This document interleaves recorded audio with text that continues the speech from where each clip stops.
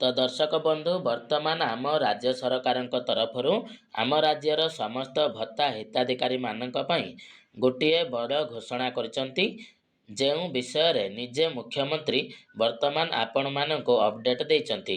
ତେବେ ଚାଲନ୍ତୁ ଆମେ ଡିଟେଲ୍ସରେ ଜାଣିବା ଯେ ବର୍ତ୍ତମାନ ଭତ୍ତା ହିତାଧିକାରୀମାନଙ୍କୁ ନେଇକି ସରକାରଙ୍କ ତରଫରୁ କେଉଁ ବଡ଼ ଅପଡେଟ୍ଟି ଆସିଛି ଏବଂ କେଉଁମାନଙ୍କୁ ବର୍ତ୍ତମାନ ଏହାର ଲାଭ ମିଳିବାକୁ ଯାଉଛି। ନିଶ୍ଚିତ ଭାବରେ ଭିଡ଼ିଓକୁ ଶେଷ ପର୍ଯ୍ୟନ୍ତ ଦେଖିବେ ଏବଂ ତା ସହିତ ଭିଡ଼ିଓକୁ ଗୋଟେ ଲାଇକ୍ କରିକି ଚ୍ୟାନେଲକୁ ମଧ୍ୟ ସବସ୍କ୍ରାଇବ୍ କରିନେବେ।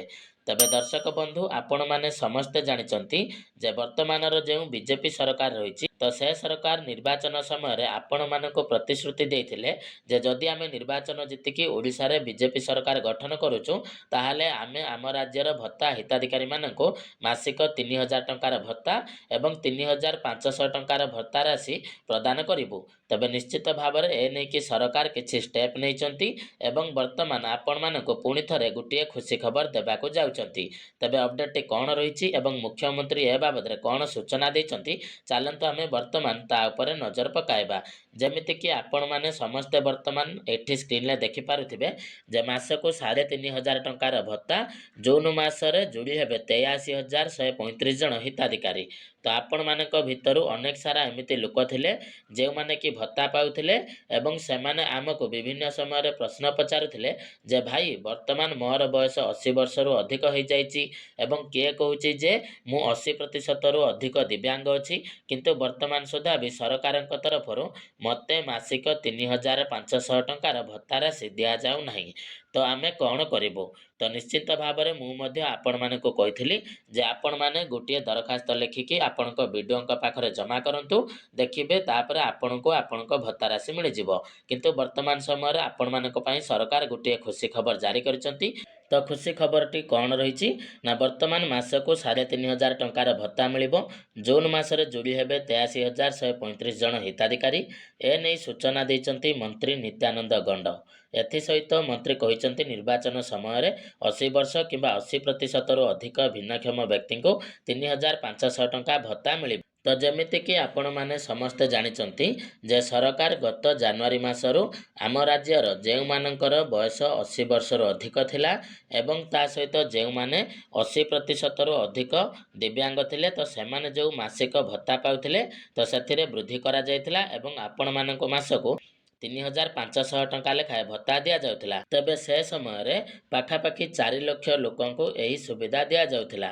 କିନ୍ତୁ ତା ସତ୍ତ୍ୱେ ବି ଆହୁରି ଏମିତି ଅନେକ ସାରା ଲୋକ ଥିଲେ ଯେଉଁମାନେ କି ପ୍ରକୃତରେ 3,500 ଟଙ୍କା ଭତ୍ତା ପାଇବାକୁ ଯୋଗ୍ୟ ଥିଲେ, କିନ୍ତୁ ସେମାନଙ୍କୁ ଟଙ୍କା ମିଳିନଥିଲା ବା ଏହି ଲାଭ ମିଳିନଥିଲା। ତେବେ ନିଶ୍ଚିତ ଭାବରେ ଏ ନେଇକି ଅନେକ ସାରା କମ୍ପ୍ଲେନ୍ କରାଗଲା। ତାପରେ ଆମେ ମଧ୍ୟ ଭିଡ଼ିଓ ମାଧ୍ୟମରେ ସରକାରଙ୍କ ପାଖରେ ଏହି ଖବରଟିକୁ ପହଞ୍ଚାଇଲୁ ଏବଂ ସରକାରଙ୍କୁ ଆମେ ମଧ୍ୟ ରିକ୍ୱେଷ୍ଟ ବା ଅନୁରୋଧ କଲୁ ଯେ ଆପଣମାନେ ପ୍ରକୃତରେ ଯାଞ୍ଚ କରନ୍ତୁ, ଆଉ ଯେଉଁମାନେ ପ୍ରକୃତରେ ଯୋଗ୍ୟ, ଆଉ ତା ସହିତ ଯେଉଁମାନଙ୍କର ବୟସ 80 ବର୍ଷରୁ ଅଧିକ, ଆଉ ଯେଉଁମାନେ 80%ରୁ ଅଧିକ ଦିବ୍ୟାଙ୍ଗ ଅଟନ୍ତି, ତ ସେମାନଙ୍କୁ ଦୟାକରି 3,500 ଟଙ୍କା ଲେଖାଏଁ ଭତ୍ତା ପ୍ରଦାନ କରନ୍ତୁ। ଏବଂ ନିଶ୍ଚିତ ଭାବରେ ଆପଣମାନଙ୍କର ସମସ୍ତଙ୍କର ସପୋର୍ଟ ବଳରେ ଆଜି ସରକାର ଏ ନେଇକି ଅପଡେଟ୍ ଦେଇଛନ୍ତି।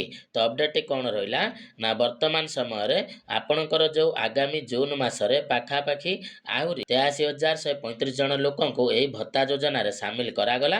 ଅର୍ଥାତ୍ ଯେଉଁମାନଙ୍କୁ ଜୁନ୍ ମାସରୁ ମାସକୁ 3,500 ଟଙ୍କା ଲେଖାଏଁ ଭତ୍ତା ମିଳିବାକୁ ଯାଉଛି। ତ ନିଶ୍ଚିତ ଭାବରେ ଯେଉଁମାନେ କମ୍ପ୍ଲେନ୍ କରୁଥିଲେ, ମାନେ ଯେଉଁମାନଙ୍କୁ 80 ବର୍ଷ ବୟସରୁ ଅଧିକ ହୋଇସାରିଛି, ଆଉ ତା ସହିତ ମୁଁ 80%ରୁ ଅଧିକ ଦିବ୍ୟାଙ୍ଗ ଅଛି, କିନ୍ତୁ ତା ସତ୍ତ୍ୱେ ବି ମୋତେ 3,500 ଟଙ୍କାର ଭତ୍ତା ମିଳିନି, ତେବେ ସେମାନଙ୍କର ପ୍ରୋବ୍ଲେମର ସମାଧାନ ବର୍ତ୍ତମାନ ହୋଇଗଲା ଏବଂ ସେମାନଙ୍କ ପାଇଁ ଏଇଟା ଗୋଟିଏ ବଡ଼ ଖୁସିର ଖବର ରହିଛି। କିନ୍ତୁ ବର୍ତ୍ତମାନ ଏଇଠି ଆଉ ଗୋଟିଏ ପ୍ରଶ୍ନ ଆସିବ ଯେ ଆହୁରି ଆମର ନର୍ମାଲ ଭତ୍ତା ହିତାଧିକାରୀମାନେ ଯେଉଁ ରହିଲେ, ତ ସେମାନଙ୍କୁ ସରକାର କେବେ ମାସକୁ 3,000 ଟଙ୍କା ଭତ୍ତା ପ୍ରଦାନ କରିବେ? ତ ଦେଖନ୍ତୁ, ଆଗରୁ ମଧ୍ୟ ମୁଁ ଆପଣମାନଙ୍କୁ କହିସାରିଛି ଯେ ନିଶ୍ଚିତ ରୂପରେ ଆଗାମୀ ପଞ୍ଚାୟତ ଇଲେକ୍ସନ ସମୟରେ ଯାହାକି ସେହି ଟଙ୍କା ଆପଣମାନଙ୍କୁ ଦିଆଯିବ। କାହିଁକିନା ସେ ସମୟରେ ଯଦି ଆପଣଙ୍କ ଭତ୍ତା ରାଶିକୁ ବଢ଼େଇ ଦିଆଯିବ, ତ ନିଶ୍ଚିତ ରୂପରେ ସେଇଟା ଗୋଟିଏ ମାଷ୍ଟର ଷ୍ଟ୍ରୋକ୍ ସାବ୍ୟସ୍ତ ହେବ ଏବଂ ନିହାତି ଭାବରେ ବିଜେପି ପାର୍ଟିକୁ ସେଇଟା ଟିକେ ଅଧିକ ଭୋଟ ମଧ୍ୟ ମିଳିପାରିବ।